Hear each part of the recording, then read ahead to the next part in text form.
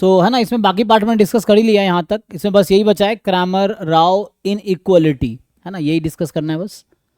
बाकी पार्ट हमने डिस्कस कर लिया है इसमें, यहाँ से लेके यहाँ तक सारे पार्ट डिस्कस हो गए हैं। बचा है तो ये इंटरवल एस्टिमेशन, उस पर आएंगे।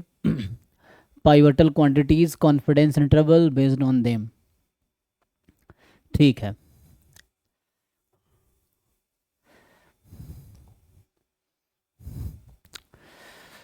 सबसे पहले एक वर्ड आता है क्रैमर राव लोअर बाउंड, है ना।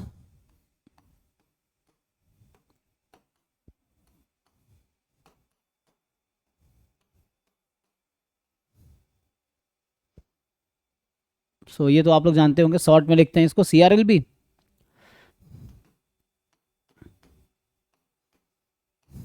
ये है। होता क्या है कि let T be an estimator of some function psi theta, मान लीजिए ऐसा है। T be an estimator of function psi theta and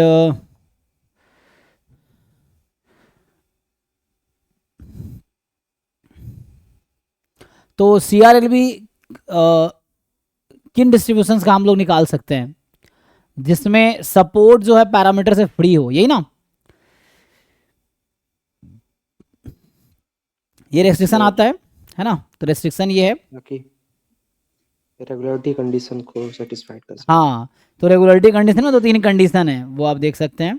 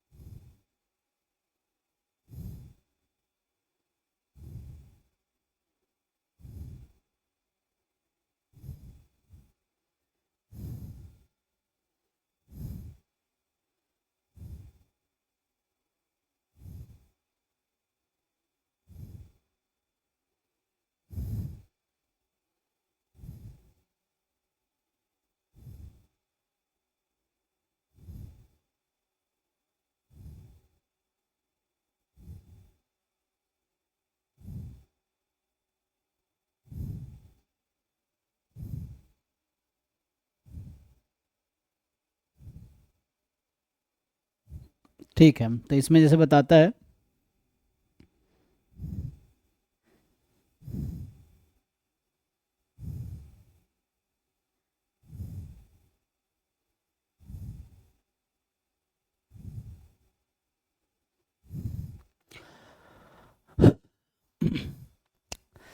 T को एस्टिमेटर है साई थीटा, और है ना यहाँ रेगुलरिटी कंडीशन कुछ दे रखा है।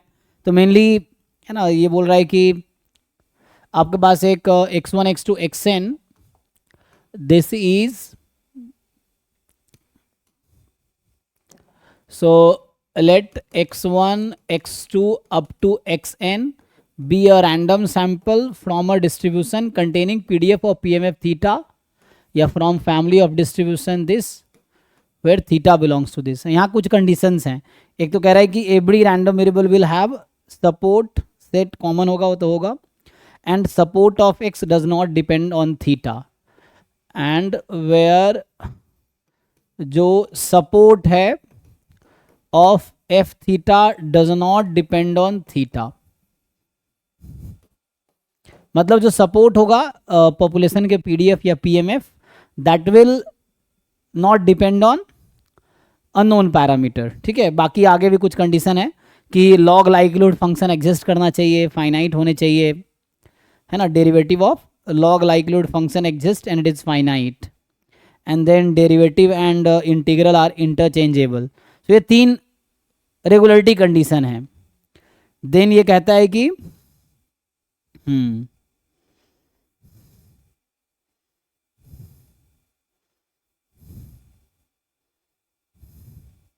ना, कहता है difference operation of integration with respect to x और summation with respect to x and differentiation with respect to theta can be interchanged, then this holds, ठीक है।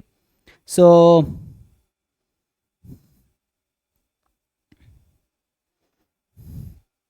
यहाँ पर 3 कंडीशन है मेनली। पहला कंडीशन वो होता है कि does not depend on theta, दूसरा कह रहा है कि ये लॉग लाइक्लीहुड फंक्शन फाइनाइट होनी चाहिए।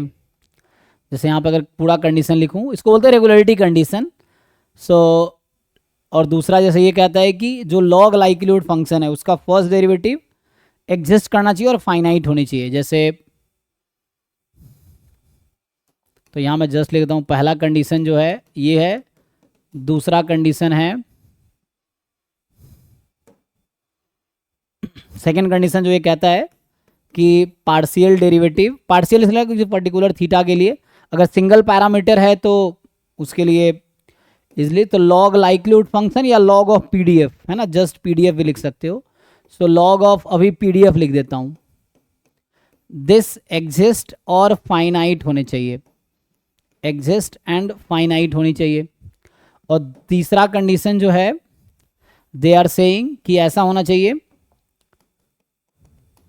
सो देर आर 3 रेगुलरिटी कंडीशन जो सेटिस्फाई होनी चाहिए, उसके बाद हम लोग उसका क्रैमर और लोअर बाउंड निकालते हैं। ये बहुत लिमिटेड यूज़ है इसका, क्योंकि रेस्ट्रिक्शन है, ये उन डिस्ट्रीब्यूशन के लिए काम करेगा जहाँ सपोर्ट थीटा से फ्री है। फिर वो भी अगर वेरिएंस ऑफ टी इक्वल आया क्रैमर और लोअर तब यूएमवीयू बनेगा। तो ये यूएमवीयू का रिजल्ट बताता है, but this is not the suitable way to find UMVU, है ना, क्योंकि अभी मैं डिस्कस करूँगा आगे। तो जो ये कंडीशन बताता है कि बोल रहा है कि एक्सपेक्टेशन ऑफ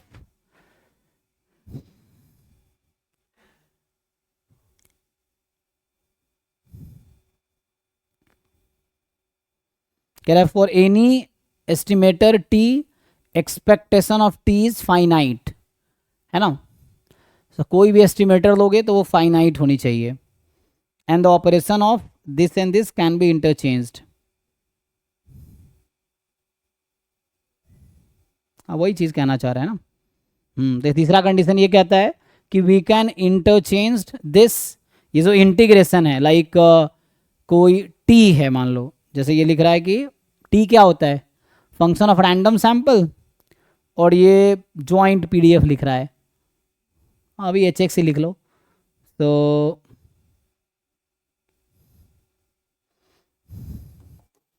ये कहना चाह रहा है कि एक्सपेक्टेशन ऑफ टी एक्स, यहाँ एक्स वैक्टर लिख रहा हूँ मैं, ठीक है ना, दिस शुड बी फाइनाइट, मतलब ये रेगुलरिटी कंडीशन लिख रहा हूँ, ये बस आपको देखना है। Okay, so this should be finite, ये फाइनाइट कब आएगा, so this should be finite, and जो अगला कंडीशन लिख रहा है कि ये फाइनाइट होने चाहिए, तीसरा, एंड जो डेरिवेटिव है पार्शियल डेरिवेटिव ऑफ, यहाँ पे आ जाएगा इंटीग्रेशन ऑफ एच एक्स, तो या यही टी लिख लो, T of x1 x2 xn, इस तरह से है। ये एस्टिमेटर मतलब यहाँ वेक्टर x लिख रहा हूँ, इसका मतलब यही है कि T of x1 x2 xn into, तो इसको मुझे लग रहा है मैं अगले पेज पे लिखता हूँ, ये 3 कंडीशन है जो, तो इसको यहीं पे नीचे लिख देता हूँ। तो यहाँ से आ जाएगा, तो यहाँ पे एक्चुअली वेरिएबल तो कई सारे हैं, तो n इंटीग्रेशन लगाने पड़ेंगे, है ना, जैसे इंटीग्रेशन n टाइम और t of x1 x2 xn into likelihood function लिख लो। तो लाइक्लीहुड फंक्शन क्या होता है, जॉइंट पीडीएफ, तो joint PDF of x1 x2 xn, ये आएगा dx1 dx2 एंड dxn। ये कहता है this quantity should be equal to, this quantity should be equal to अब यहीं पे क्या होगा, क्या चेंजेस आएंगे,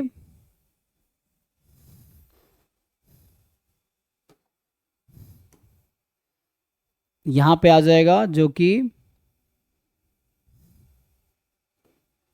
तो यहाँ मुझे थोड़ा सा हटाना पड़ेगा, ठीक है अभी रहने दो। सो यहाँ पे आएगा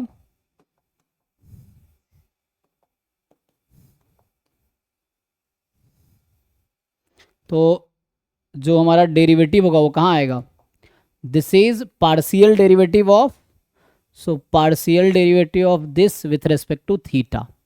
ठीक है, तो ये कंडीशन है इसका। तो यहाँ टोटल का पार्शियल डेरिवेटिव कर रहे हैं, है ना, यहाँ डेरिवेटिव पार्शियल डेरिवेटिव टोटल का है, और यहाँ पार्शियल डेरिवेटिव जस्ट इस वाले टर्म का है। तो क्योंकि PDF contains unknown parameter theta, तो likelihood function will contain unknown, ये लाइक्लीहुड फंक्शन है ज्वाइंट पीडीएफ। सो ये कुछ रेस्ट्रिक्शंस हैं कि like you have a random sample from a family of distribution where theta belongs to parameter space, support does not depend on theta, likelihood function जो है log likelihood function, या pdf लिखा हालांकि मैंने, तो वही बात है, उसको हम उसके टर्म में लिख सकते हैं। सो अभी के लिए log ऑफ pdf का डेरिवेटिव एग्जिस्ट करना चाहिए और फाइनाइट होनी चाहिए, एग्जिस्ट एंड फाइनाइट। फिर एक्सपेक्टेशन ऑफ एस्टिमेटर जो आप कंसिडर कर रहे हो that should be finite, and this condition should be valid, कि यहाँ पे इंटीग्रेशन करके, तो ये ऐसे चेक हमें नहीं करना पड़ेगा, जो स्टैंडर्ड डिस्ट्रीब्यूशंस हैं वहाँ पे ये चीज़ें वैलिड होंगी, जो भी आप जानते हो डिस्ट्रीब्यूशन, स्पेशल डिस्ट्रीब्यूशन वहाँ वैलिड होगा। बस आपको ये वाला चीज़ थोड़ा ध्यान रखना है ना, ये होने चाहिए, और बाकी तो होल्ड करेगा। तो उसके लिए क्या बोलता है कि अभी मैं आप ये लिखता हूँ, let T be unbiased estimator, है ना, तो क्या होगा, या unbiased estimator of some psi theta, यही मान लिया कि टी कोई अनबायस्ड एस्टिमेटर है साई थीटा का। तो ये क्या कहता है, देन, तो ये जो मैं थ्योरम लिख रहा हूं ये बोलते हैं क्रैमर राव इनइक्वालिटी, तो उसके लिए तो क्रैमर लोअर बाउंड पहले डिफाइन करूं मैं। सो देन यहां जो होता है, इसके साथ ही डिफाइन कर दूंगा, ठीक है। सो ये जो मैं यहाँ थ्योरम लिख रहा हूँ, सो ये है, ये रहने दो अभी।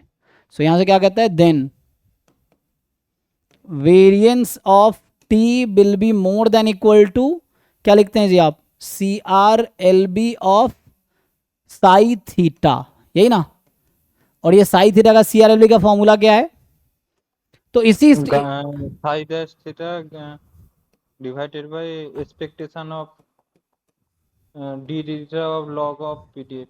So CRLB for the unbiased estimator of psi theta, है ना।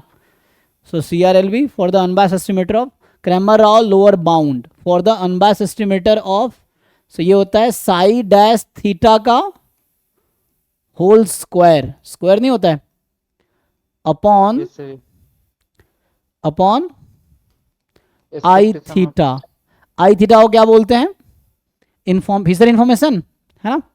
So it is Fisher information.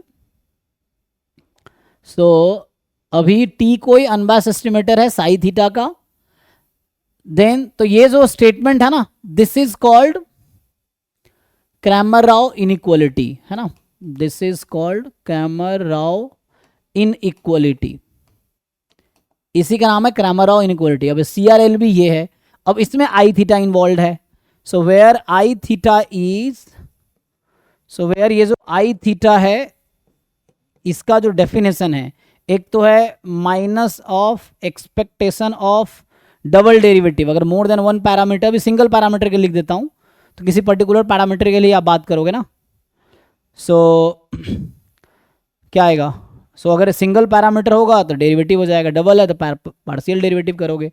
सो यहाँ पे आएगा पार्शियल डेरिवेटिव अगर मोर देन वन पैरामीटर तो किसी पर्टिकुलर के रिस्पेक्ट में, this of log likelihood function, एक तो ये है, ठीक है जी, या इसी को, ये इसका ब्रैकेट, ये इसका, यहाँ पे इसको लिख लो ऐसा, ठीक है, या मैं इसको ऐसा ब्रैकेट में लिख दूं, ये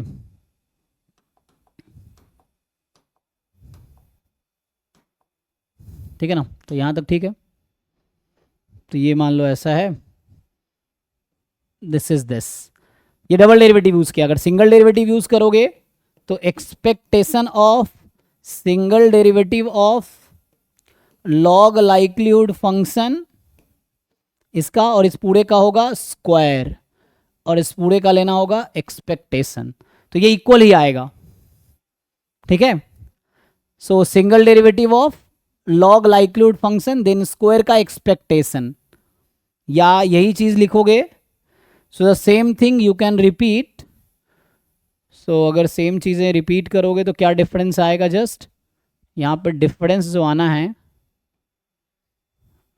ओके सो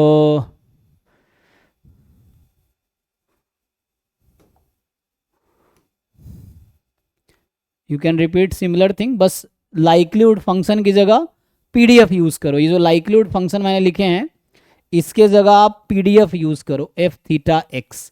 तो यहाँ क्या चेंज आएगा, सो ये आ जाएगा जस्ट माइनस एन टाइम, है ना, इसका जस्ट एन टाइम हो जाएगा, या माइनस बाहर रख सकते हो, यहाँ भी जस्ट एन टाइम हो जाएगा, और आप लाइक्लीहुड फंक्शन हटा के पीडीएफ यूज कर सकते हो।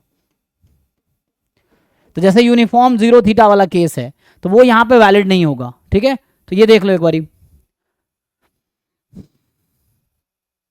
And this is called Fisher information. जो आई थीटा है this is called Fisher information, है ना। तो ये जो राव थे ना, इनका सुपरवाइजर वो थे ना, क्या नाम है, फीसर उनका सुपरवाइजर थे। और ये जो सी आर राव है, सी आर राव अलग, ये क्रैमर्स अलग है, राव का सरनेम यहाँ यूज हुआ है। उनका एक स्टूडेंट है अभी आईआईटी कानपुर में, प्रोफेसर है देवाशीष कुंडू सर, है ना, उनके स्टूडेंट थे वो, यूनिवर्सिटी ऑफ पेंसिल्वेनिया से उन्होंने पीएचडी किया है उनके अंडर। तो यहाँ पे क्या है कि हमारे पास, तो यहाँ पे आई थीटा जो है, here I theta is called, ये लिख देता हूँ, आई थीटा इज कॉल्ड, एंड ये जो आई थीटा है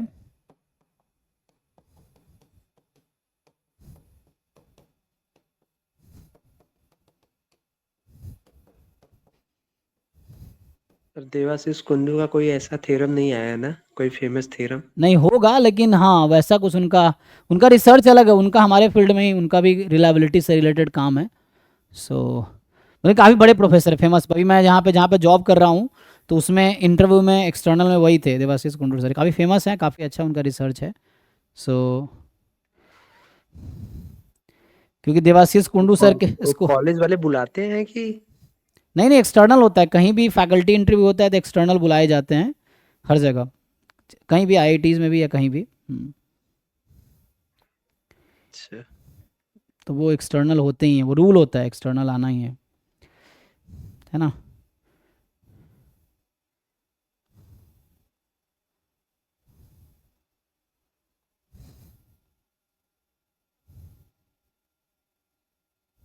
ठीक है, आगे देखते हैं। तो ये तो जस्ट थ्योरम हो गया।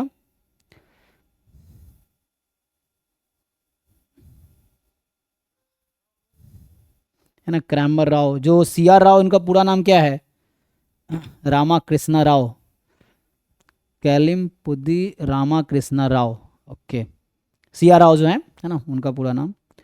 सो ठीक है, तो उन्होंने मेनली इनका दो थ्योरम फेमस हुआ है ना, एक तो क्रैमर राव इनइक्वालिटी और दूसरा ये क्रैमर राव लोअर बाउंड। तो ये क्रैमर और राव दो अलग अलग ऑथर है जिन्होंने मिलकर लिखा था रिसर्च पेपर, तो उसमें है ये। सो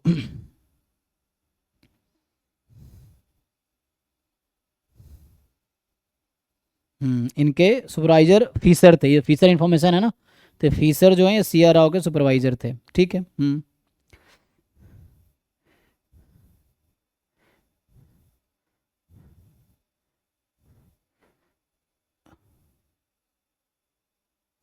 ओके चलिए आगे बढ़ते हैं। तो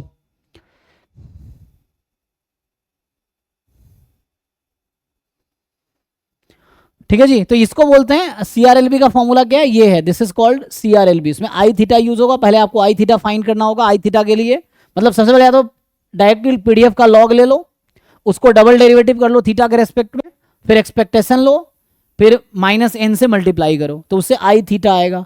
आई थीटा यहाँ पुट करोगे और साई थीटा, जिसका भी अनबायस एस्टिमेटर का लोअर बाउंड चाहिए वेरिएंस का, ये एक्चुअली लोअर बाउंड है वेरिएंस का। सो टी कोई भी अनबायस्ड एस्टिमेटर है तो उसका वेरिएंस इससे ज्यादा ही होगा।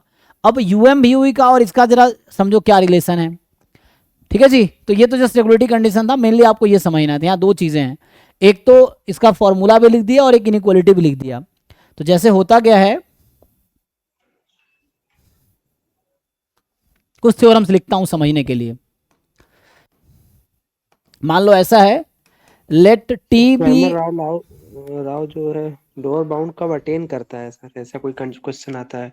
कौन अटेंड करता है? मतलब अटेन करने वाली पूछता है ना क्वेश्चन। हाँ, अटेन करने का मतलब है, वही लिखता हूं देखिए। सो अभी वही थ्योरम लिखता हूं, अटेन करने का क्या मतलब है। जैसे let T be any unbiased estimator such that, कि ऐसा हो जाए variance of T is equal to C R L B of psi theta. यही कि तो यह है Cramer Rao lower bound for the variance of any unbiased estimator of psi theta. Psi theta का कोई भी अनबायस्ड एस्टिमेटर लोगे तो उसका ये लोअर बाउंड है, ये एक नंबर है, C R L B is a number, ठीक है। सो ये लोअर बाउंड उसके वेरिएंस का। और एक ऐसा अनबायस्ड एस्टिमेटर मुझे मिल जाए जिसका वेरिएंस इसके इक्वल आ जाए, या आप जो कह रहे थे वही चीज, कि इसका मतलब ये है कि दैट इज जो एस्टिमेटर टी है, T attains Cramer Rao lower bound. इसका मतलब है कि टी का जो वेरिएंस है वो क्रैमर राव लोअर बाउंड के इक्वल है ना, या variance of T attains Cramer Rao lower bound, यही चीज है।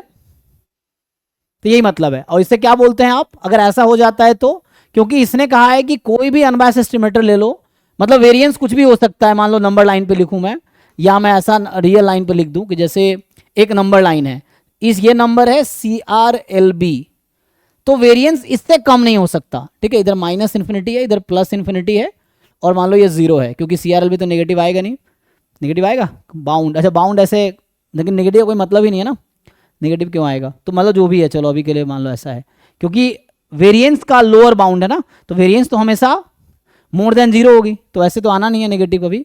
सो यहां पे होगा क्या, देखो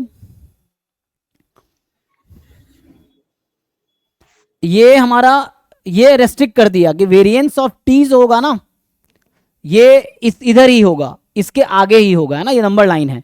तो ये एक नंबर है C R L B of psi theta लिख दो, तो ये एक नंबर है नंबर लाइन पे, एंड वेरिएंस इससे ज्यादा ही होगा। कोई एक ऐसा अनबायस्ड एस्टिमेटर मिल गया जिसका वेरिएंस इसके इक्वल आ गया, तो इससे कम वेरिएंस वाला कोई एस्टिमेटर होगा नहीं, वो थ्योरम गारंटी देता है।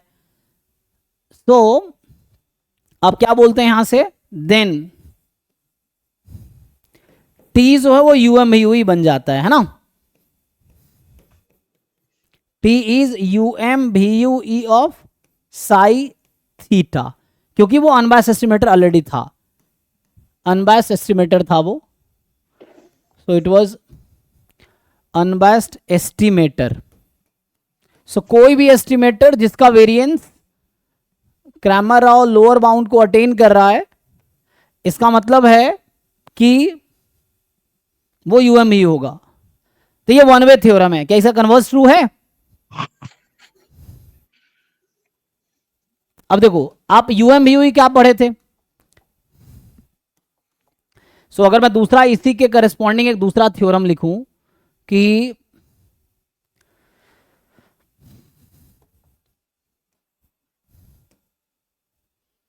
बताओ जी बाकी लोग, क्या इसका कन्वर्स ट्रू है? कन्वर्स मतलब कि अगर कोई यूएम यू है, अब मैं इसका देखो दूसरा थ्योरम लिखता हूं, हालांकि वो रिमार्क है, थ्योरम तो नहीं बोल सकते, थ्योरम होता है ना ट्रू, तो रिमार्क लिखता हूं,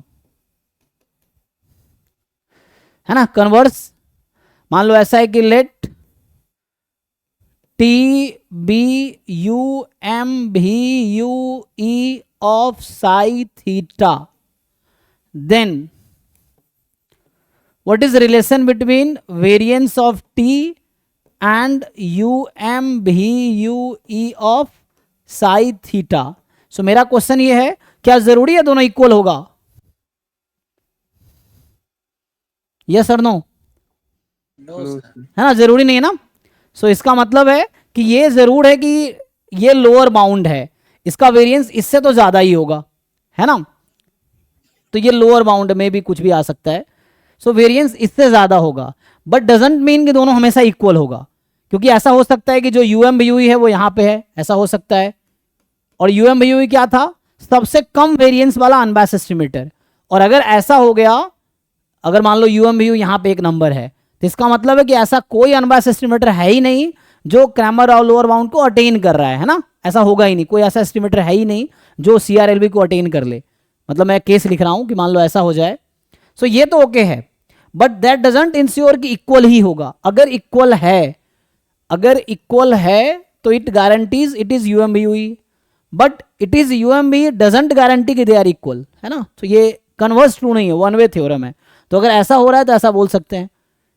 हो सकता है कि जितने भी अनबायस्ड एस्टिमेटर है, एक भी ऐसा एस्टिमेटर नहीं है जिसका वेरिएंस इक्वल हो जाए। ऐसा एग्जांपल है, कौन सा एग्जांपल है, तो मैं थोड़ा सा दूसरा केस लिखता हूं कि मान लो ऐसा हो रहा है कि suppose T is UMVUE of psi theta such that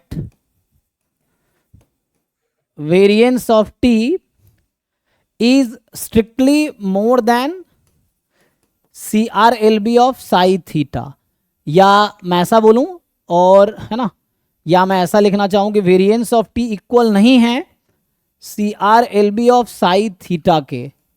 इसका क्या मतलब हुआ कि T UMVUE है, मतलब T का वेरिएंस जो है साई थीटा का जितना भी अनबायस्ड एस्टिमेटर हो सकता है उन सब में सबसे कम वेरिएंस T का है, लेकिन वो सबसे कम वेरिएंस तो है बट वो CRLB के इक्वल नहीं है एक्चुअली। तो इसका मतलब क्या होगा कि इसका मतलब there is no estimator, there is no unbiased estimator of psi theta that attains Cramer-Rao lower bound, या whose variance attains Cramer-Rao lower bound, है ना। सो ऐसा कोई अनबायस्ड एस्टिमेटर होगा ही नहीं जो, मतलब यहां पे ये कहना मतलब that is there does not exist any delta, मान लो डेल्टा अनबायस्ड एस्टिमेटर है सच दैट, है ना, any unbiased estimator delta there does not exist, है ना। so there does not exist any unbiased estimator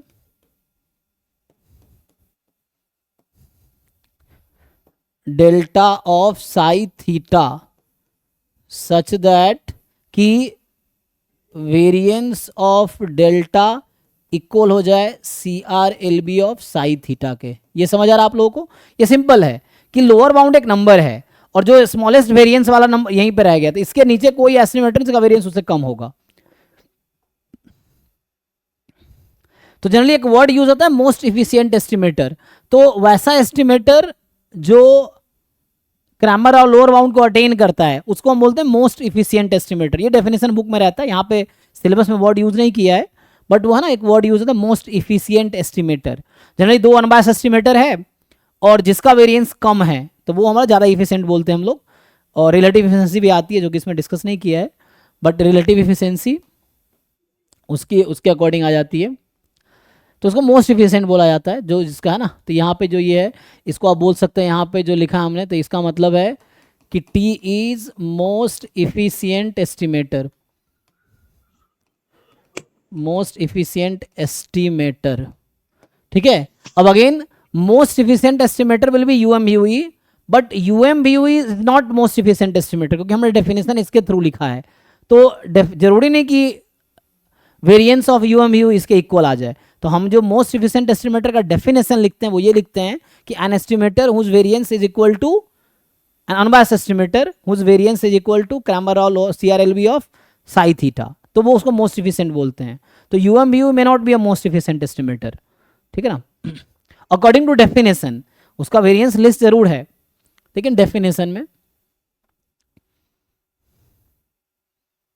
ये तो बेसिक थ्योरी है। एक दो क्वेश्चंस करके देखते हैं।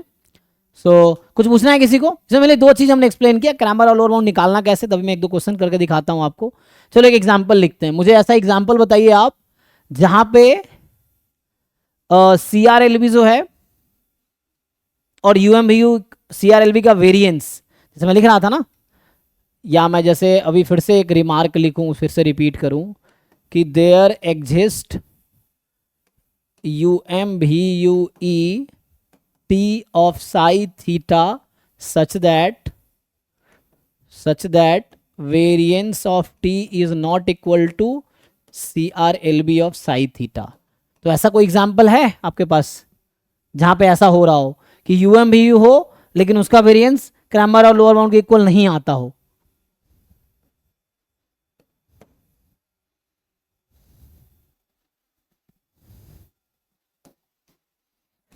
एक्सपोनेंशियल में e raise to power lambda exponential में okay e raise to power lambda, minus अच्छा एक बार माइनस लैम्डा, ओके। सो एक आसान सा बता देता हूँ, देखिए। सो x1 x2 xn आप सिंपल नॉर्मल आप लोग जानते हैं, तो यहाँ ज़्यादा आप रिलेट कर पाएंगे। देखिए, so we have random sample of normal mu sigma square. तो यहाँ मुझे बताइए what is the UMBUE of mu and what is the UMBUE of sigma square. दोनों अनबायस्ड एस्टिमेटर है। CRLB of mu, CRLB of sigma square, ये चार चीजें आपको फाइंड करनी है।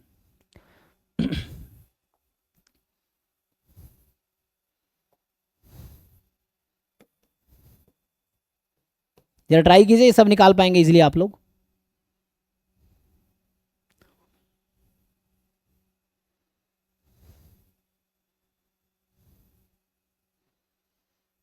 सो अभी के लिए मान लो ये T1 आता है, मान लीजिए ये T2 आता है, तो आगे हम आपसे पूछेंगे कि what is, so we have to C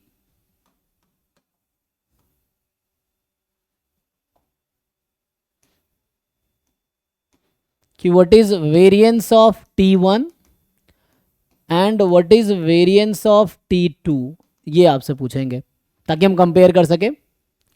so what is that T1, ये आपको बताना है। What is that T2,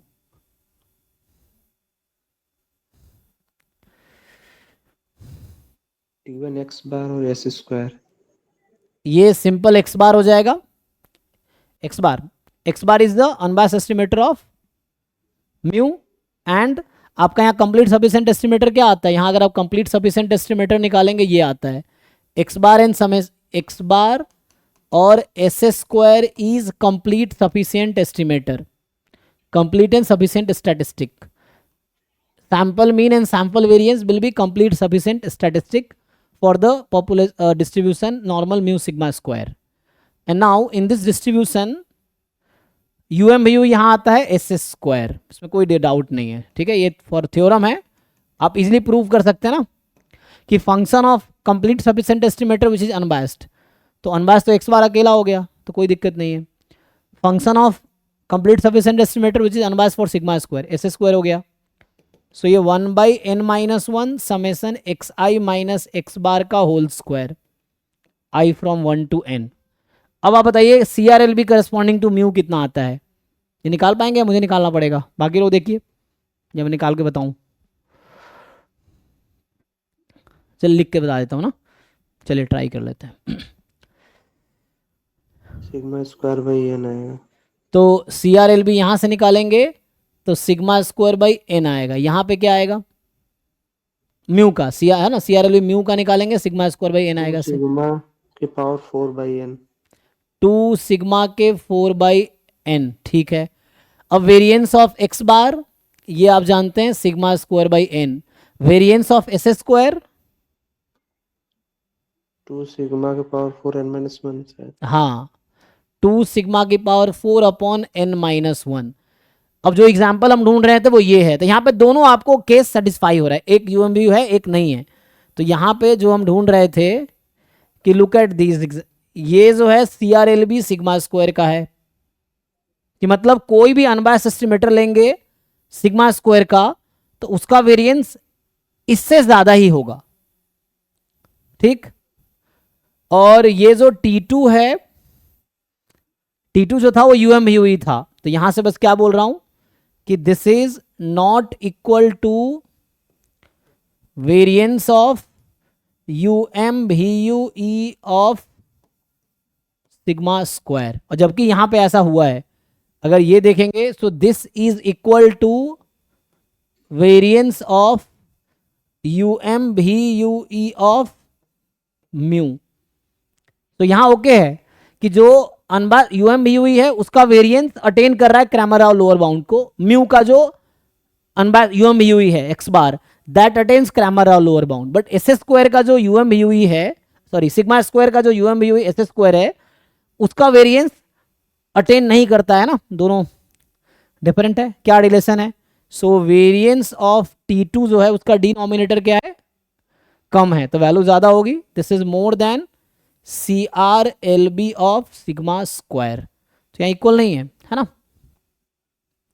simple देख लीजिए।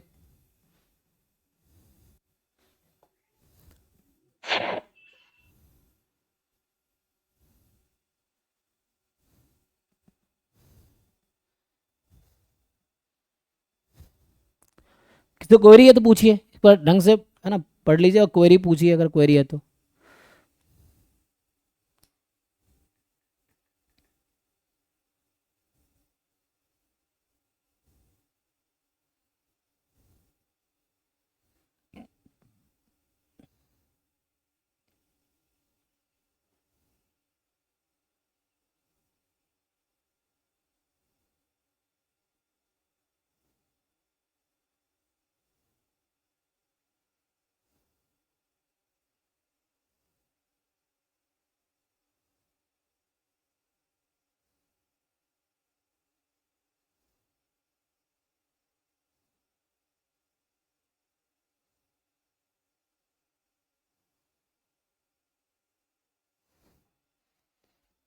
चलो एक क्वेश्चन लिखता हूं, और ये तो ओके है ना।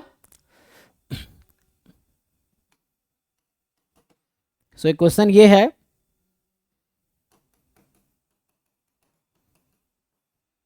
This is a random sample from normal theta comma 1, then option A है आपके पास कि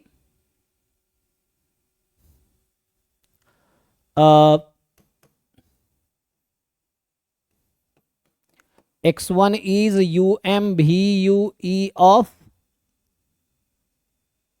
थीटा, दूसरा है x bar is UM VUE of theta, तीसरा है expectation of x1 given x bar, this is UM VUE of theta, and चौथा है, सो बेसिक अंडरस्टैंडिंग पे है,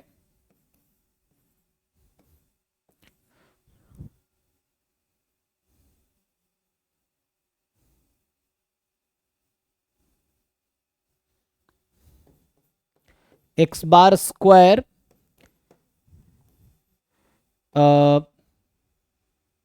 -1 या -1/n, this is UM VUE of theta square. बताइए क्या answer होगा?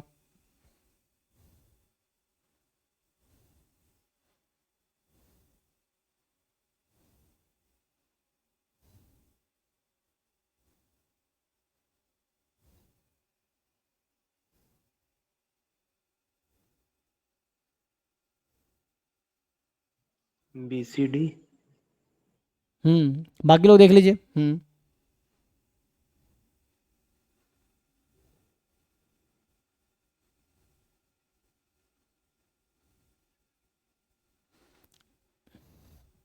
बट UM VUE तो यूनिक होता है, तो उसको कैसे जस्टिफाई करेंगे, है ना। If UM VUE exist is unique, तो यहाँ पे कैसे जस्टिफाई होगा? थ्योरम था ना, तो यूनिक होता है, yes. So how will you justify?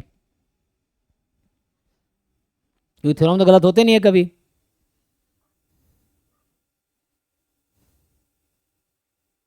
क्योंकि थीटा का ऐसे तो आप अगर मान लीजिए सही है, आंसर इज करेक्ट कि बी सी डी तीनों करेक्ट है।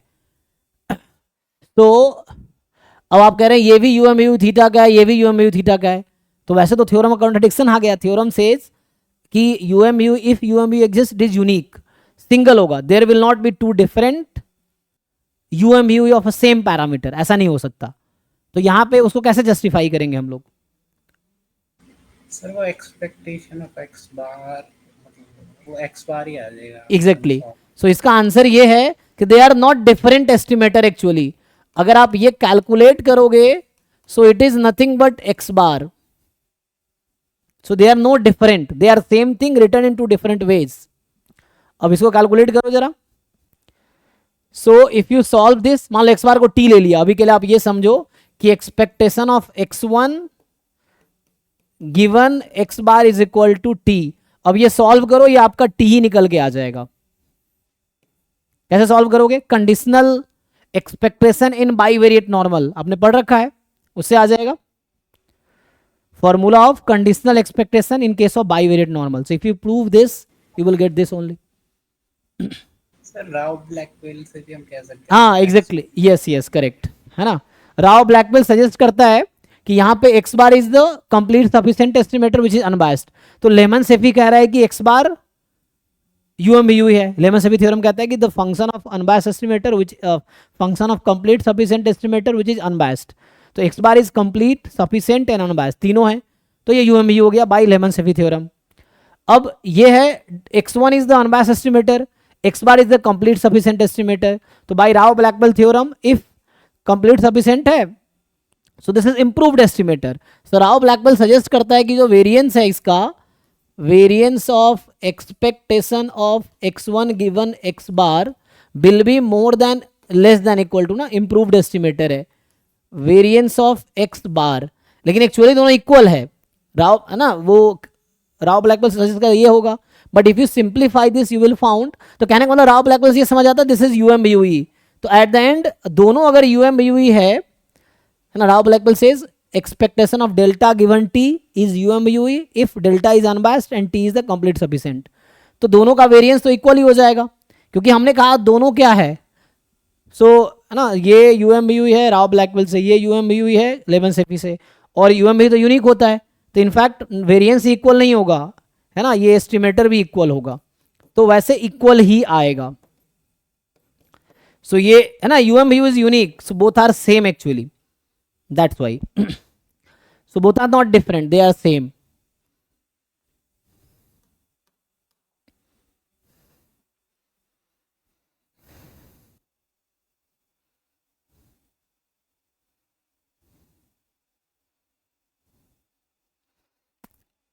आओ कुछ क्वेश्चन पीवाईक्यू से ट्राई कर लेते हैं। सो अभी कुछ क्वेश्चन सॉल्व करना बाकी होगा, तो यहाँ पे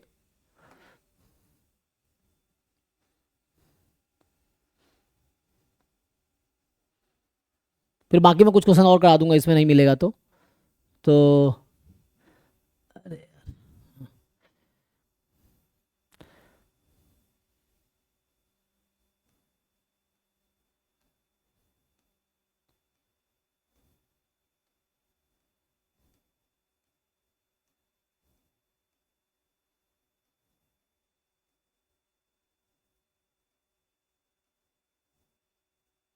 कुछ और थ्योरम्स है जो मैं लिखाता हूँ अभी, है ना, एक दो और थ्योरम्स होंगे related to U M U ई।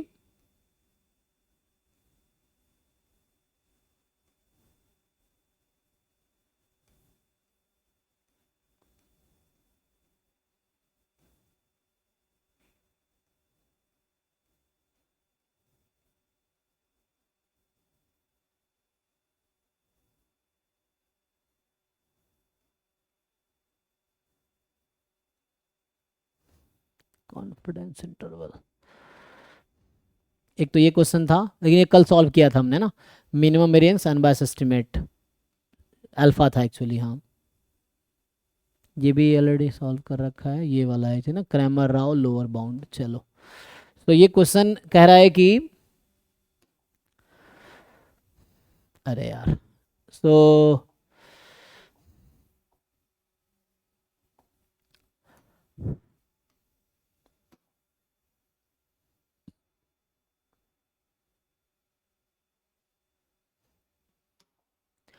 कि consider a gamma distribution with PDF, ये गामा है ना, तो gamma distribution with PDF this for beta is 2, the value of Cramer Rao lower bound, ठीक है, rounded off to 1 decimal place for the variance of any unbiased estimator of beta square based on the random sample of size 8 from the distribution this. So आपको ये बोल रखा है like x1 x2 up to x8 this is a random sample from this distribution containing parameter. तो जैसे हम लिखा था एफ थीटा, तब एफ बीटा एक्स लिख देता हूं just for the notation purpose.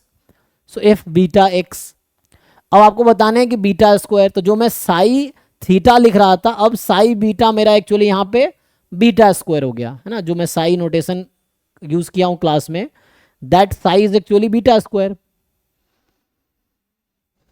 तो आपको फाइंड करना है C R L B of this beta square. So you need to find C R L B of this beta square. चलिए try करते हैं, आप लोग भी ट्राई करके देखिए।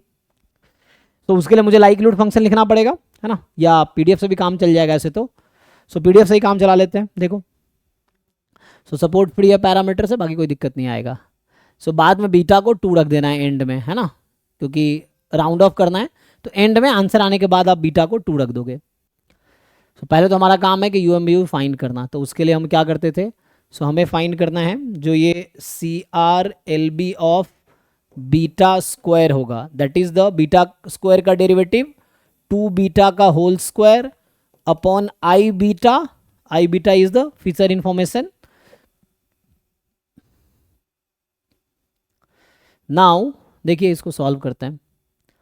सो ये मुझे कैलकुलेट करना है, 2 बीटा स्क्वायर, ये आ गया 4 बीटा स्क्वायर, और इसमें मैं कौन सा वाला कंडीशन यूज करूं, तो डबल डेरिवेटिव वाला मुझे ठीक लगता है, माइनस एन टाइम, सो होता है ना minus n time expectation of double derivative, single parameter है, so double derivative with respect to beta, यहां आ जाएगा log of PDF of this.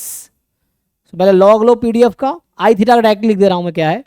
So you take log of PDF, उसका डबल डेरिवेटिव करो beta के रिस्पेक्ट में, फिर expectation लो और फिर माइनस एन से मल्टीप्लाई कर दो, तो क्या आता है ये सिंप्लीफाई करके बताओ, और फिर बीटा को हम एंड में 2 रख देंगे, क्योंकि न्यूमेरिकल आंसर टाइप क्वेश्चन है, तो जो आंसर आएगा वो इतना कर पाएंगे आप लोग। ये पीडीएफ में लॉग लीजिए, लॉग लेने के बाद 2 टाइम्स डिफरेंशिएट करो बीटा के रिस्पेक्ट में, फिर एक्सपेक्टेशन लो, तो जो एक्स होगा उस पर एक्सपेक्टेशन लगेगा, सो एक्स एक्सपेक्टेशन लो एंड देन आप एन माइनस एन से मल्टीप्लाई कर दो, बताओ क्या आता है। और ये जो पीडीएफ है इसमें जो मीन आएगा इस पीडीएफ के अकॉर्डिंग, तो एक्स अल्फा क्या डिस्ट्रीब्यूशन है, गामा बोला है ना, तो दिस इज गामा जो है x has gamma distribution with parameter 5 comma beta, beta denominator में हालांकि, तो यहाँ जो ई एक्स आएगा वो होगा अल्फा इंटू बीटा, तो 5 इंटू बीटा आपका ई एक्स होगा, ठीक है।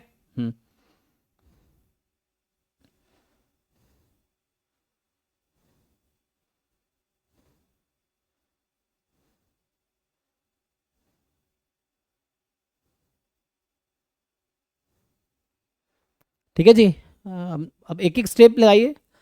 पहले पीडीएफ जो है उसमें लॉग लगाइए, फिर 2 बार डिफरेंशिएट कीजिए, उसके बाद एक्सपेक्टेशन लीजिए, फिर जो आंसर आएगा उसमें माइनस एन से मल्टीप्लाई कीजिए, ऊपर 4 बीटा स्क्वायर ऑलरेडी है, सो देखिए क्या आता है, ये सी आर एल बी आ जाएगा।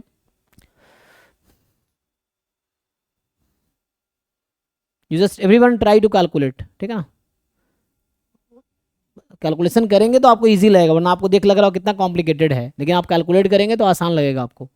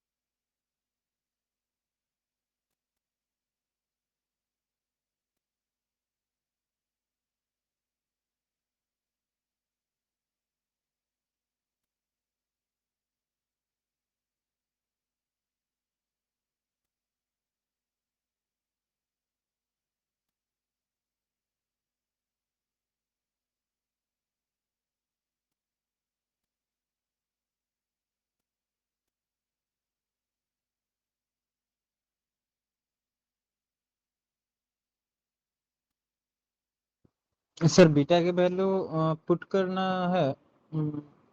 हाँ पहले ये बीटा बताओ की कितना आया, उसके बाद बीटा को 2 रखना है। पहले ये बीटा के टर्म में बताओ क्या मिला फाइनल। जैसे ये 4 बीटा स्क्वायर अभी रहने दो, ये सिंप्लीफाई करके कितना आता है डिनोमिनेटर? 5 आ रहा है। 5 आ रहा है। बाकी लोग आपका भी यही आ रहा है क्या? क्योंकि 2-3 लोग जब सॉल्व करेंगे तभी क्रॉस चेक होगा, वरना अगर आप अपना अपना कैलकुलेशन नहीं करेंगे तो कहता चलेगा सही है गलत है।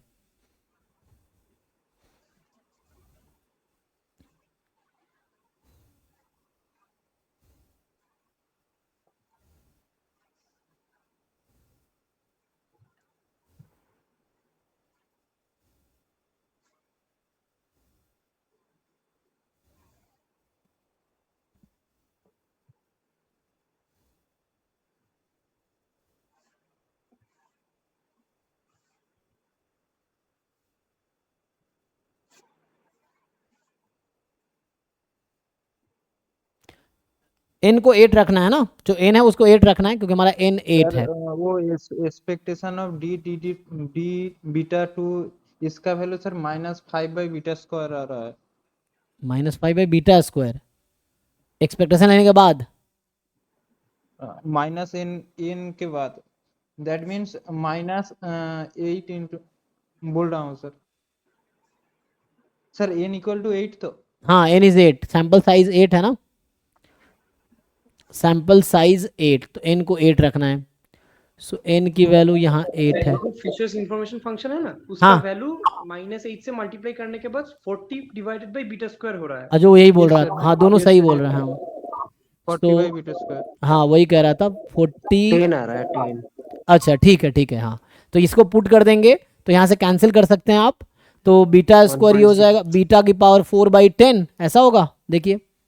Yes sir. सो अब बीटा को 2 रखना है आपको बाद में। सो बीटा को जब आप 2 रख देंगे तो ये 2 की पावर 4 16/10, तो ये 1.6 चेक कीजिए। Yes sir. अब बाकी जिनको डाउट है पूछिए, अगर कुछ क्वेरी है तो पूछिए, क्योंकि ये कैलकुलेशन आप खुद करेंगे तो समझ आएगा।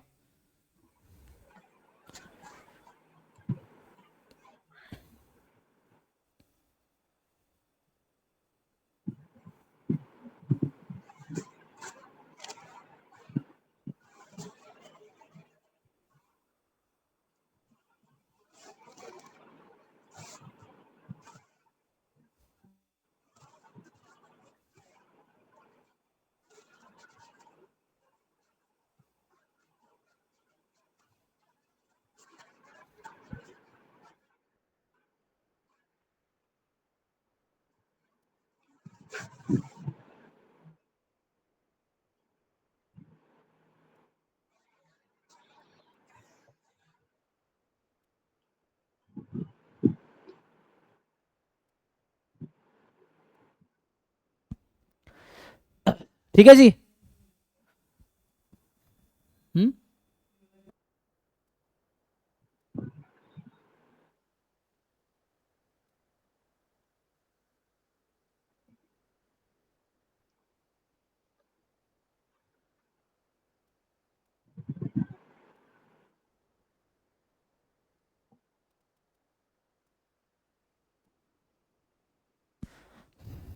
ठीक है जी।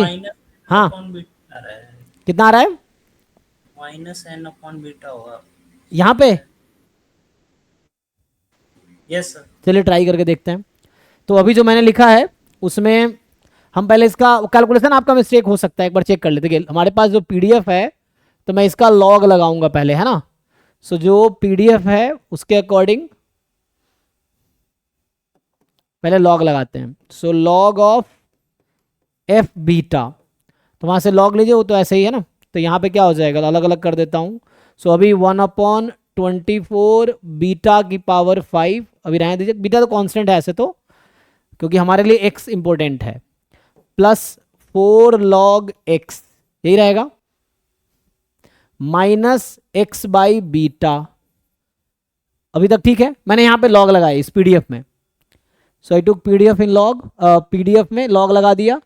सो a into B into C, log A plus log B plus log C. ठीक, अब इसको डिफ्रेंशिएट करेंगे ट्वाइस, लॉग ऑफ पीडीएफ, जब यहाँ पीडीएफ ले रहे हैं यहाँ n से मल्टीप्लाई किया, अगर यहाँ आप लाइक्लीहुड फंक्शन लेंगे तो यहाँ पे n नहीं आएगा फिर, ठीक है। और ये डबल डेरिवेटिव है। अब इसको हम ट्वाइस डिफरेंशिएट करेंगे बीटा के रेस्पेक्ट में, बीटा के रेस्पेक्ट में ना, अच्छा बीटा बाद में रखना है, शुरू में नहीं, बीटा कांस्टेंट लेकिन बीटा बाद में। तो इसको थोड़ा और सिंप्लीफाई कर देता हूं, तो इसको थोड़ा और सिंप्लीफाई कर देंगे तो ये कुछ ऐसा हो जाएगा कि log of 1/24 minus 5 log beta, ऐसा कर सकते हैं जी। देखिए क्योंकि बीटा की पावर -5 है तो -5 log beta, A B C D, log a plus log b plus log c plus log d, ठीक है। अभी log 1/4 minus 5 log beta plus 4 log x minus x by beta. Now you differentiate twice with respect to beta, तो पहले एक बार differentiate करते हैं, ठीक। तो एक बार डिफरेंशिएट बीटा के रेस्पेक्ट में डिफरेंशिएशन, तो ये 0 हो जाएगा। सो पहला टर्म 0, ये हो जाएगा -5 अपॉन बीटा, इसका डेरिवेटिव 0, क्योंकि इसमें बीटा नहीं है ना कहीं भी, तो ये तो कांस्टेंट ट्रीट होगा because we are differentiating with respect to beta. तो दिस, और ये कितना आ जाएगा x एज इट इज, ये हो जाएगा 1/बीटा का डेरिवेटिव -1/बीटा स्क्वायर, तो प्लस हो जाएगा ये। एक बार और डिफरेंशिएट करो आप, तो d2 d बीटा स्क्वायर ऐसा आएगा जी। एक बार चेक करो कैलकुलेशन। सो बीटा के रेस्पेक्ट में एक बार और इसको डिफरेंशिएट करो। सो 1/बीटा का -1/बीटा स्क्वायर, सो ये 5/बीटा स्क्वायर आ रहा है, प्लस वहां से कैलकुलेट करो कितना आएगा, x तो एज इट इज रहेगा एंड डेरिवेटिव बीटा के रेस्पेक्ट में है तो -2x अपॉन बीटा क्यूब, यही होगा डेरिवेटिव। डेरिवेटिव चेक करना, हम लोग डिफरेंशिएट कर रहे हैं बीटा के रेस्पेक्ट में। सो 1/बीटा का डेरिवेटिव -1/बीटा स्क्वायर, 1/बीटा स्क्वायर का derivative -2 upon beta cube. Okay यहां तक। अब आप एक्सपेक्टेशन लगाओ इस पे, so now you apply expectation.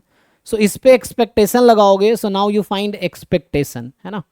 सो हम लोग क्या करेंगे, एक्सपेक्टेशन लगाओ इस पे। आप अभी तक ठीक है, देखो कैलकुलेशन।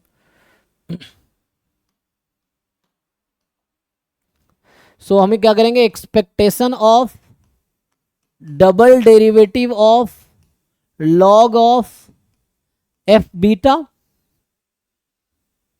यही है। सो जब आप एक्सपेक्टेशन अप्लाई करोगे तो ये तो 5/बीटा स्क्वायर एज इट इज रह जाएगा, -2/बीटा क्यूब भी as it is. Expectation of X, X यहाँ रैंडम वेरिएबल, मैं स्मॉल एक्स लिख रहा हूं but it is random variable, okay. So वही रैंडम वेरिएबल है, तो ये एक्स कितना है 5/बीटा, सो दिस इज 5/बीटा। एक बार चेक कर लो नाउ, क्योंकि एक्सपेक्टेशन किस पे काम करेगा, रैंडम वेरिएबल पे। This x represent random variables, you can write capital x. अभी इसको सिंप्लीफाई कर लीजिए, तो यहां से कितना आया 5/बीटा स्क्वायर, एक बीटा कट गया बीटा स्क्वायर, तो -5/बीटा स्क्वायर, सही है, क्योंकि ये 5 2 10 -10/बीटा स्क्वायर, और यहाँ +5 तो -5, सही बता रहे थे ये लोग। तो यहां से क्या होगा, अब ये वाला क्वांटिटी मैंने अभी फाइंड किया है एक्सपेक्टेशन तक, -n, n is 8, so okay है ना। इसको अब 8 से मल्टीप्लाई करेंगे, so now if we do calculation -n time जो आई थीटा है, अब उसकी बात करता हूं। सो जो आई बीटा होगा information function, so I beta Fisher information ना, फिशर इंफॉर्मेशन, सो -n, तो n इज 8 तो -8, सो 8 5 जा 40, 40/बीटा स्क्वायर। So finally it's fine now, ठीक है जी। तो कैलकुलेशन मिस्टेक हो गया होगा, कोई बात नहीं, हाँ जी जी। तो ये आ गया, अब हम पुट कर दिया तो पुट कर दिया। अब बाद में बोला एंड में बीटा को 2 रख दो so that you get the numerical answer to enter, तो यहाँ पे न्यूमेरिकल आंसर रखना था। चलिए एक और क्वेश्चन ऐसा दिखा था, ठीक है ना। इस तरह क्वेश्चन आप लोग कर लेंगे, एक जैसा ही है लेकिन 2-4 क्वेश्चन प्रैक्टिस करेंगे तो आपको इजी लगेगा। इनिशियली लगेगा कितना कैलकुलेशन, सिंपल है, पीडीएफ में लॉग लगाओ, लॉग में डबल डेरिवेटिव करो, एक्सपेक्टेशन लो, -n से मल्टीप्लाई करो, तो ये आई थीटा आ गया, या आई जो भी इन्फॉर्मेशन फंक्शन आ गया, फिशर इन्फॉर्मेशन आ गया। उसके बाद जो भी साई थीटा है तो साई थीटा का डेरिवेटिव का स्क्वायर, न्यूमरेटर में साई थीटा का डेरिवेटिव का स्क्वायर आएगा, ये चीज है।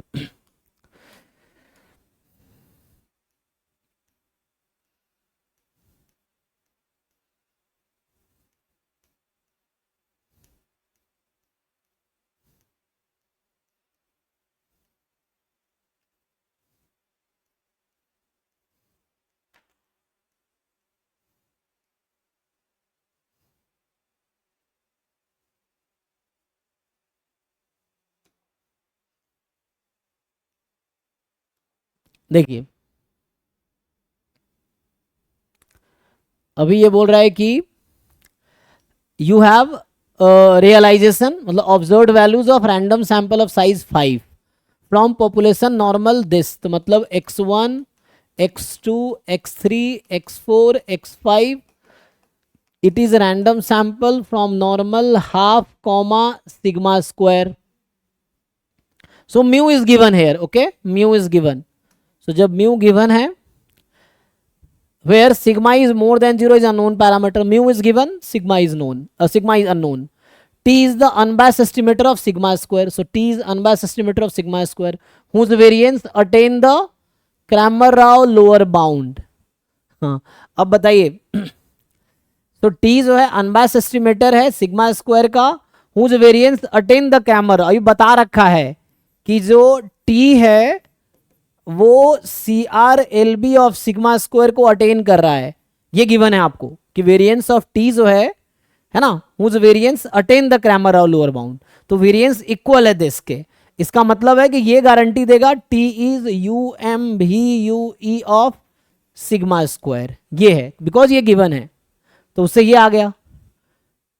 सो ये अगर गिवन होगा this will imply T is UMVU sigma square का. इस केस में UMVUE क्या आएगा, तो आप कोई भी तरीका लगा लो, Lehmann Scheffe, Rao Blackwell, answer वही निकालो. तो बताओ T का एक्सप्रेशन क्या आएगा.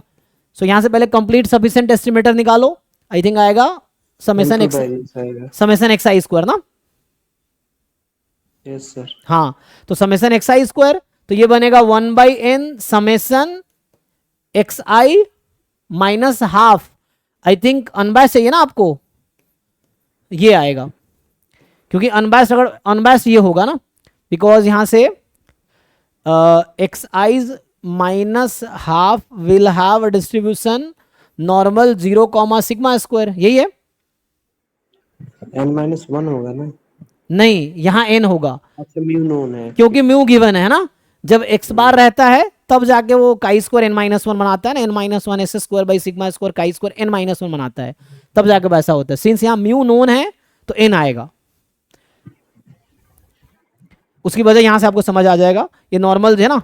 सो यहां से x I minus half upon sigma has distribution normal 0 1, तो इस अगर इसका स्क्वायर कर देंगे आप तो ये काई स्क्वायर 1 हो जाएगा, है ना. सो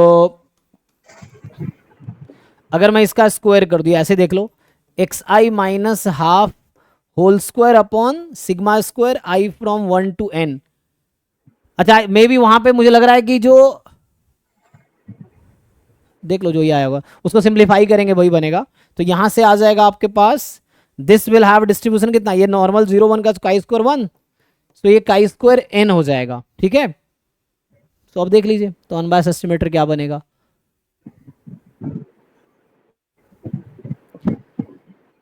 सो यहां से अगर इसका एक्सपेक्टेशन लिखेंगे ना, if you right expectation of this quantity, तो 1 बाई सिग्मा स्क्वायर बाहर भी कर सकते हैं, तो इसका n आएगा. सो यहां से expectation 1 by sigma square summation, इसका एक्सपेक्टेशन लिख रहा हूं, x I minus half whole square I from 1 to n, this will be chi square n है ना, तो मीन n हो गया, तो इसको सिंप्लीफाई कर लो, तो एक्सपेक्टेशन 1 बाई n, अच्छा सॉरी यही समेशन एक्स आई माइनस हाफ का होल स्क्वायर कंप्लीट सफिशिएंट आ रहा होगा, यहाँ पे ये आ रहा होगा ना कंप्लीट सफिशिएंट, इसका समय ये this is the complete sufficient estimator, ये मिलेगा क्योंकि यहाँ म्यू तो है नहीं ना, तो वो तो कोई प्रॉब्लम क्रिएट करेगा नहीं. सो ये मतलब चूंकि मैंने कैलकुलेशन नहीं किया, आप कैलकुलेशन करेंगे एक्सपोनेंशियल फैमिली वाले तरीके से कि लाइक्लीहुड फंक्शन लिख के, तो ये x1 माइनस हाफ का whole square summation x i, this is the complete sufficient estimator, यहां से आएगा. चेक करेंगे तो यहाँ पे, और इसका जो अनबायस्ड ये क्या हो गया, so X I minus half whole square I from 1 to n, this is sigma square finally. So we got the unbiased estimator. Actually इस तरीके से मैं अनबायस्ड एस्टिमेटर ढूंढ रहा था. ठीक है,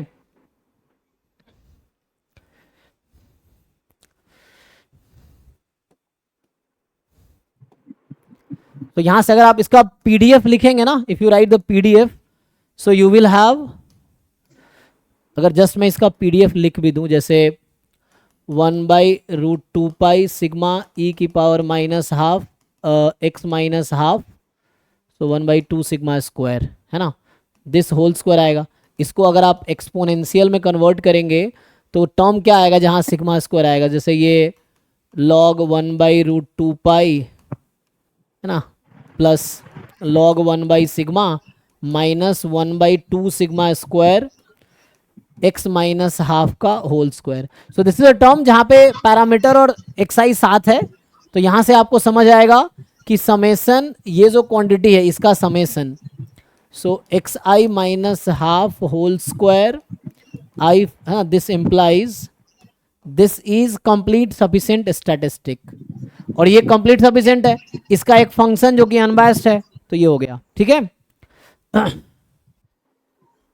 चेक कीजिए जी। तो अभी के लिए मैंने आपको यूएम वी निकाल दिया, तो यूएम वी क्या आएगा, ये अनबायस्ड नहीं है, इसका अगर मीन निकालेंगे तो एन सिग्मा स्क्वायर आएगा, इसका मीन आएगा एन सिग्मा स्क्वायर, तो ये यूएम वी है। तो यहां समझ आया कि 1/n summation xi minus half का whole square i from 1 to n, this is UMVUE of sigma square. Now you calculate what is ask for. तो पूछा क्या है, अब रियलाइज्ड वैल्यू यहां पुट कर दो, -1 माइनस हाफ 1 5/2 3, तो n आपका 5 है, यहां पे क्या है n is 5, so you have n as 5, तो इस क्वांटिटी में या उसमें n को 5 रखो, बताओ क्या आंसर आएगा। तो क्या करना आपको, n को 5 रखना है और x1 x2 x3 x4 x5 ये पुट करके सिंप्लीफाई करना होगा। कैलकुलेटर यूज कीजिए और ट्राई करके बताइए कि नंबर क्या आ रहा है वो। सो इसमें n के प्लेस पे 5 रखिए, you put n is equal to 5, you put n is equal to 5, x1 is equal to -1, x2 is equal to -1/2, x3 is equal to 1, x4 is equal to 5/2, x5 is equal to 3 given है question में, put करके number बताइए।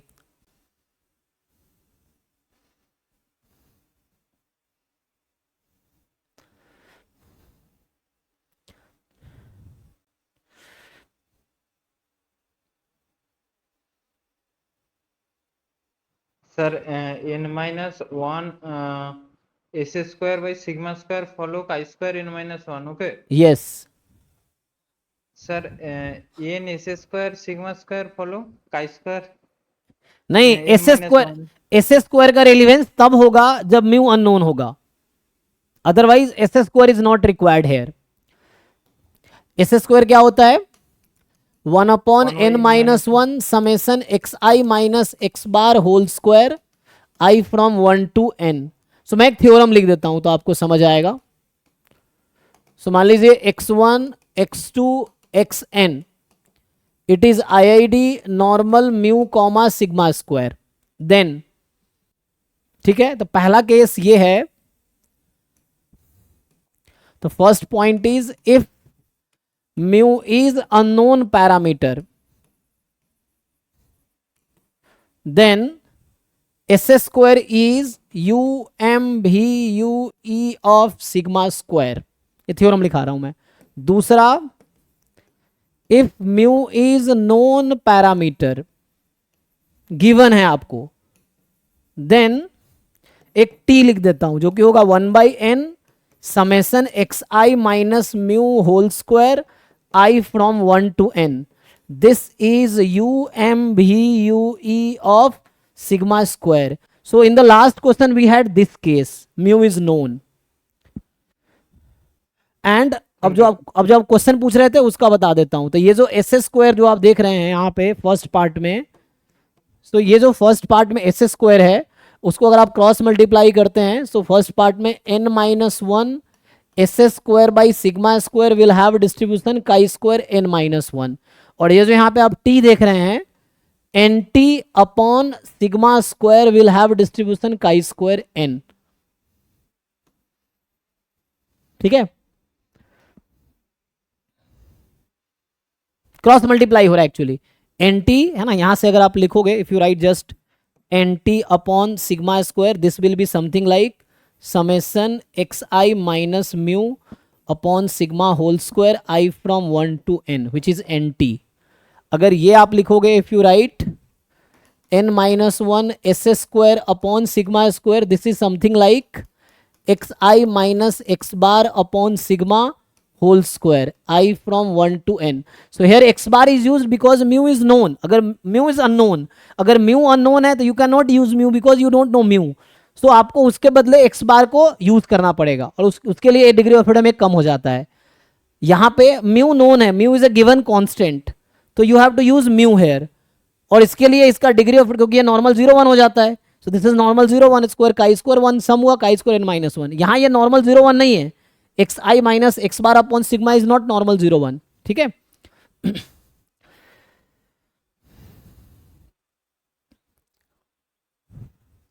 सो this has distribution chi square n minus 1. Okay जी.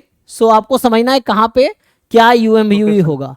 और in both the cases X bar is the UMBUE of mu, तो उसमें कोई दिक्कत नहीं है. दोनों केस में यहां पे कोई रेस्ट्रिक्शन नहीं है. So like in the question x bar is UMBUE of mu, चाहे सिग्मा स्क्वायर नोन हो या अननोन हो, still x bar is the UMBUE of mu in the both cases, है ना, whether sigma square is given or not, है ना. irrespective of sigma square is known or unknown.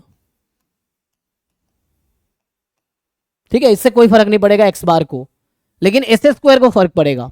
ठीक है,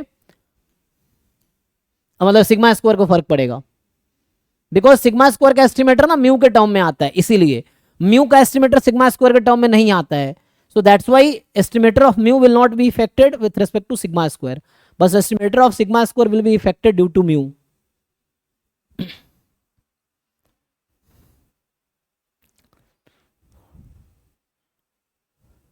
तो पिछले क्वेश्चन में ये यूज करना था. ठीक है, 1/n के साथ. ठीक है जी. तो किसी का न्यूमेरिकल आंसर आया, किसने पुट किया हो, तो यही एक्स आई minus mu whole square upon 1/n. 2.75 आ रहा है. 2.75. बाकी लोग चेक कर लीजिए.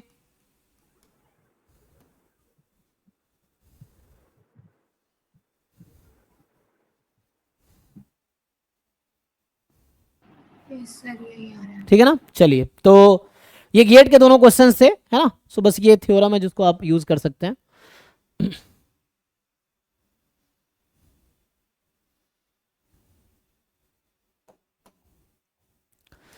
सो आई थिंक यही दो क्वेश्चन दिखे थे पहले, तो इसमें ऐसा तो अब दिखा नहीं था. मैं कुछ और क्वेश्चन दूसरे पेपर से मैं लिखता हूँ, जो कल एक दो क्वेश्चन आपको दिखा रहे थे ना, जहाँ पे हमने पढ़ा नहीं था तो यूज नहीं किए थे. तो जैम 2021 में है एक डाउट. जी जी जी, वो ऐसे ही क्वेश्चन था ना, तो यहाँ पे है वो, कल हम लोग देख रहे थे. करके एक क्वेश्चन है.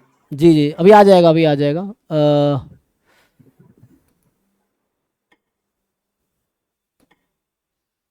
चलो राव के नाम से थोड़ा सर्च करते हैं. तो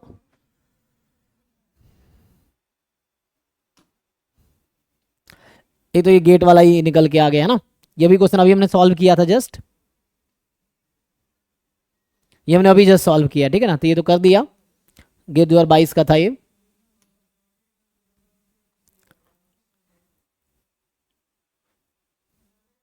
चलिए इसको देखते हैं.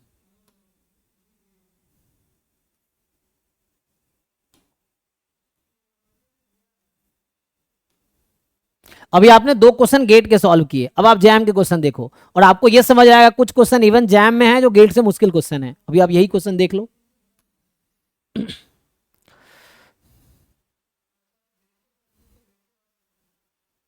चलिए ट्राई करके देखिए.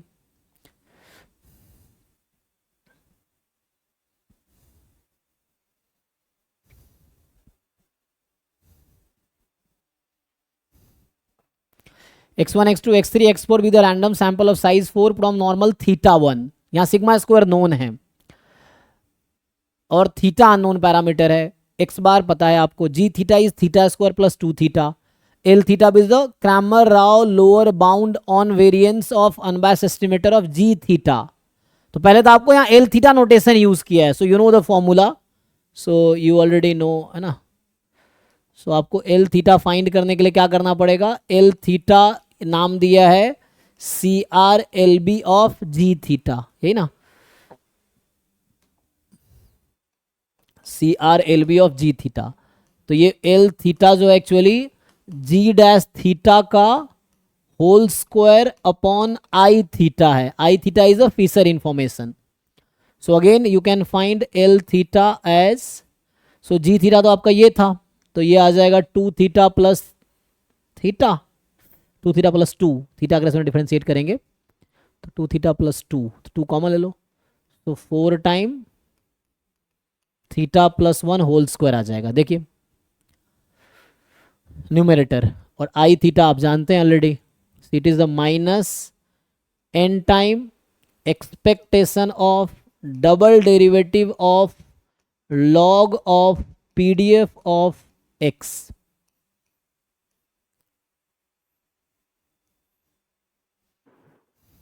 आई थीटा एन आ रहा है सर। आई थीटा आपका एन आ गया, ओके। सो एन 4 दे रखा है, ठीक से बाकी लोग चेक कर लीजिए। सो नॉर्मल थीटा 1 में पीडीएफ में लॉग लेना है, डबल डेरिवेटिव करना है, फिर एक्सपेक्टेशन लेना है, फिर माइनस एन से मल्टीप्लाई करना है।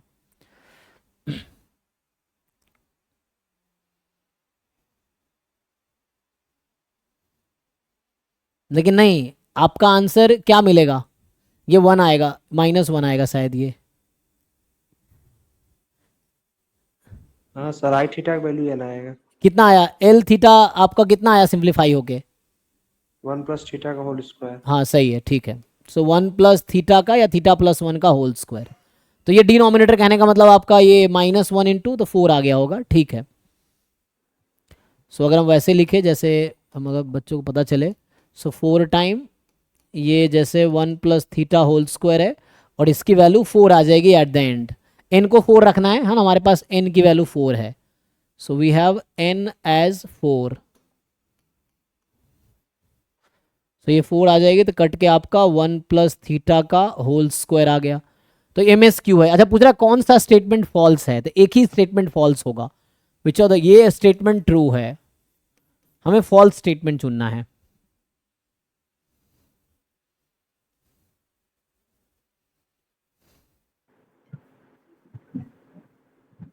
सेकंड भी ट्रू है। हाँ, क्योंकि सेकंड वाले में क्या होगा, since x bar is sufficient by simply factorization theorem या एक्सपोनेंशियल फैमिली में यूज करेंगे तो कंप्लीट सफिशियंट दोनों आ जाएगा। So 1 function of sufficient estimator is sufficient, तो ये 1 फंक्शन है ना। मैं यहाँ ये लिखता हूँ कि दिस 1 फंक्शन क्यों, क्योंकि स्ट्रिक्टली इंक्रीजिंग है, तो x प्लस ई की पावर x इज 1 फंक्शन, ये 1 फंक्शन है, दिस इज 1 फंक्शन, इसीलिए ये भी ट्रू हो जाएगा। x बार कंप्लीट सफिशिएंट है एंड दिस इज 1 फंक्शन।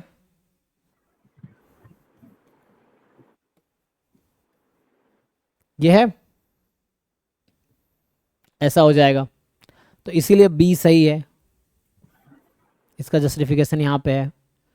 तो x बार प्लस ई की है ना, 1 function of sufficient estimator is sufficient, तो ये भी ट्रू स्टेटमेंट है, ट्रू स्टेटमेंट है।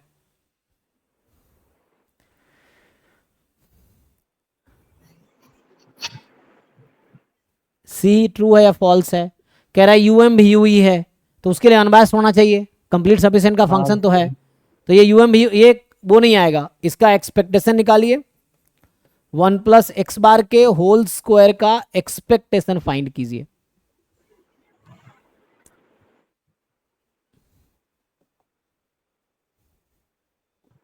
This will fail I think, check कीजिए।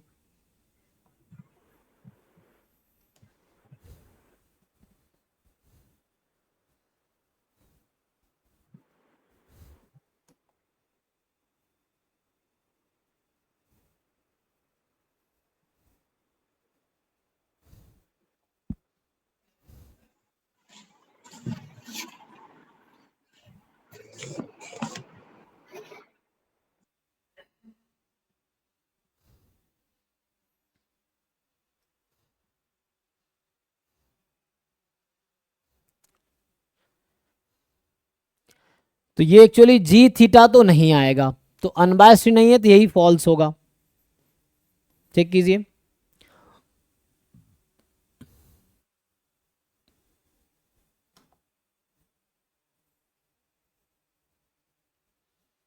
ये ई एक्स स्क्वायर टाइप का है, तो वेरिएंस प्लस मीन का स्क्वायर कर लीजिए, this is like E x square ना, तो वेरिएंस प्लस मीन स्क्वायर।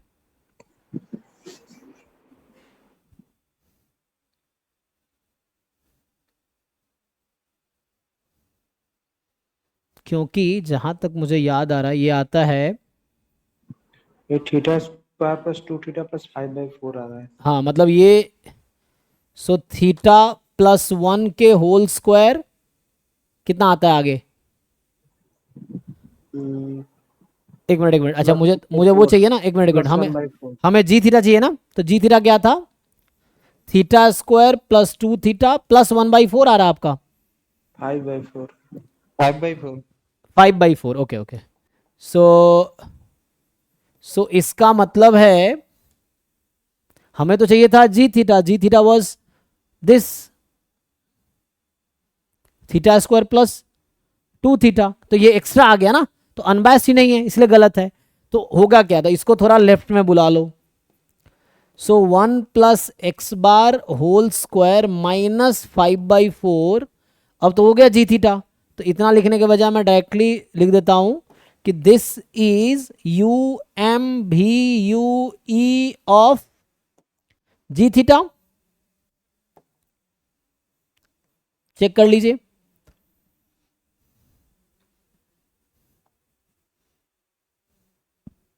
है जी। सो दिस इज दिस 5/4 उधर बुला लिया, तो ये कंप्लीट सफिशिएंट का फंक्शन है जो अनबायस्ड हो गया, तो U M V U E हो गया। So this quantity is U M V U E. अब ये U M V U E है, तो इसका वेरिएंस क्या होगा, स्मॉलेस्ट होना है जो भी आएगा, तो इसका वेरिएंस इसके वेरिएंस के इक्वल है। बाकी लोग चेक कीजिए। सो मैं ये कह रहा हूं कि वेरिएंस ऑफ, इसका वेरिएंस निकालते हैं, वेरिएंस 1 प्लस एक्स बार का होल स्क्वायर माइनस 5/4, कांस्टेंट को ऐड सब्ट्रैक्ट करने से रैंडम वेरिएबल के वेरिएंस में फर्क नहीं पड़ता है, तो मतलब इसका वेरिएंस वही रहेगा जो 1 प्लस एक्स बार के होल स्क्वायर का वेरिएंस है, ठीक, यहां तक तो ठीक है। इसका वेरिएंस क्या है एक्चुअली,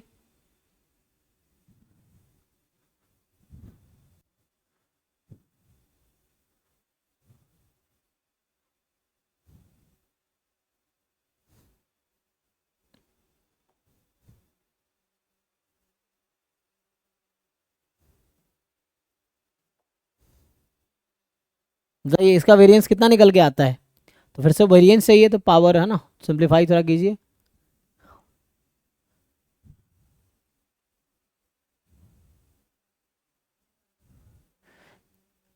यूएम भी यू है ना, ये तो I think Cramer all over 1 को फॉलो करेगा, तो ये आएगा 1 प्लस थीटा होल स्क्वायर, नहीं आपको चेक करना पड़ेगा, जरूरी नहीं ना कि यूएम भी यू क्रैमर ऑल ओवर 1 को फॉलो करे, है ना, मतलब अगर variance of T is equal to C R L B then T is UM भी you for sure, but if T is UM भी यू डज नॉट गारंटी कि इसका variance C R L B के equal होगा, ठीक है। So देखिए, so what is variance of this quantity,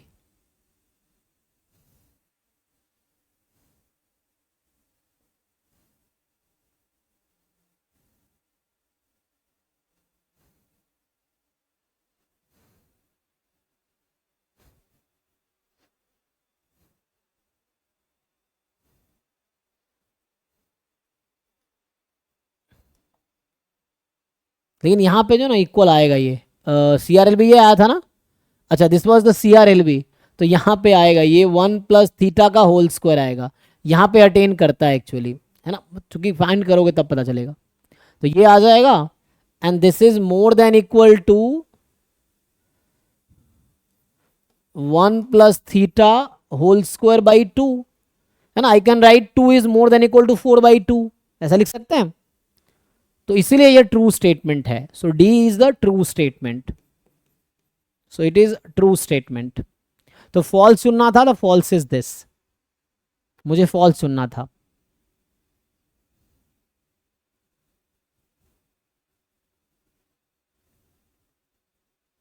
ये तो इजी नहीं है, ये वेरिएंस निकालने में इतना टाइम क्यों लग रहा है आप लोगों को।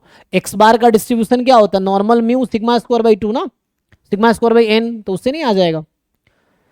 X bar has distribution normal mu मतलब थीटा कॉमा 1/4, एन तो 4 है, तो X bar plus 1 has distribution, इसका मीन कितना होगा? सो इसका मीन तो वही थीटा प्लस 1 और वेरिएंस वही जो एक्स बार का है 1/4, तो यहाँ से नहीं आ जाएगा।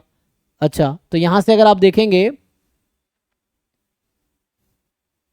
बाकी कैलकुलेट कर लीजिए अब।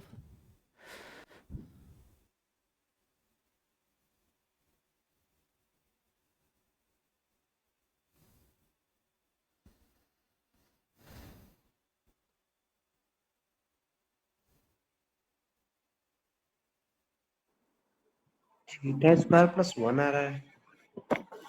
थीटा स्क्वायर प्लस 1 नहीं नहीं, 1 प्लस थीटा होल स्क्वायर आएगा।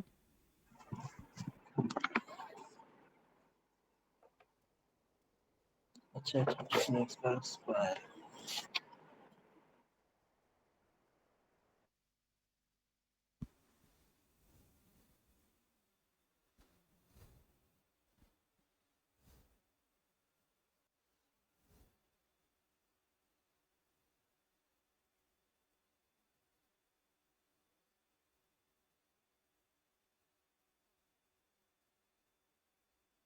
ऐसे यहाँ एग्जाम में तो इजी था, है ना, पहला यहाँ अनबैस्ड ही नहीं हुआ तो यू में एक फॉल्स चुनना था, सिंगल करेक्ट फॉल्स होगा, तो ये वाला फॉल्स हो गया तो काम हो जाएगा।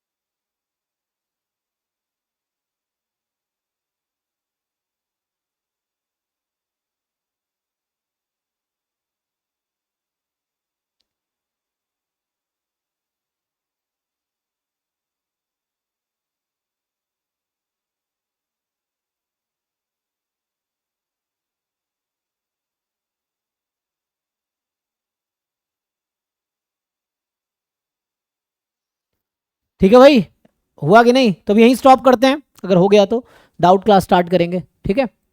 तो कल आगे कंटिन्यू करता हूं बाकी पार्ट।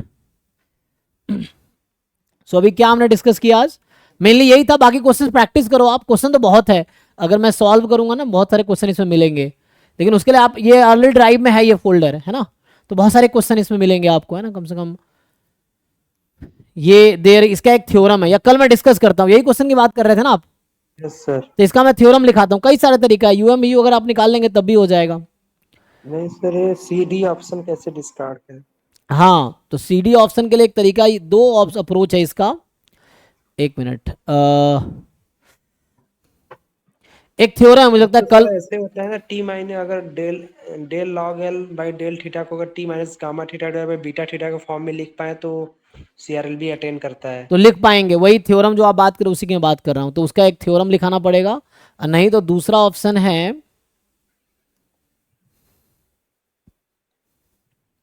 अगर वेरिएंस ऑफ टी इक्वल हो गया तो एक थ्योरम है, अगर मैं वो थ्योरम आपको लिखा दूं यहाँ पे, जैसे जो आप कहना चाह रहे हैं, तो मैं कल इसको सॉल्व करता हूँ, कल यहीं से स्टार्ट करते हैं, ठीक है ना? इसी क्वेश्चन याद दिलाना आप, ये 2024 एक दो और थ्योरम है जो लिखाना बाकी है, जो मैंने लिखाए नहीं है। सो कुछ रिजल्ट्स हैं जो यूज होंगे, और सो कल मैं कुछ थ्योरम इसके लिखा देता हूँ यूएमबीयू वाले, एंड आपको मैं रेफरेंस के लिए बता देता हूँ, अगर आप चाहो तो जो वीके रोहतगी एंड एकेएमडी सलाह वाली बुक है ना, उसमें ये थ्योरम नंबर जो है, मैं आपको पेज नंबर और थ्योरम नंबर बता देता हूँ, आप अप्लाई कर लो, नहीं तो कल मैं करके दिखाता हूँ। तो वो थ्योरम लिखाना है, अभी लिखाया नहीं मैंने।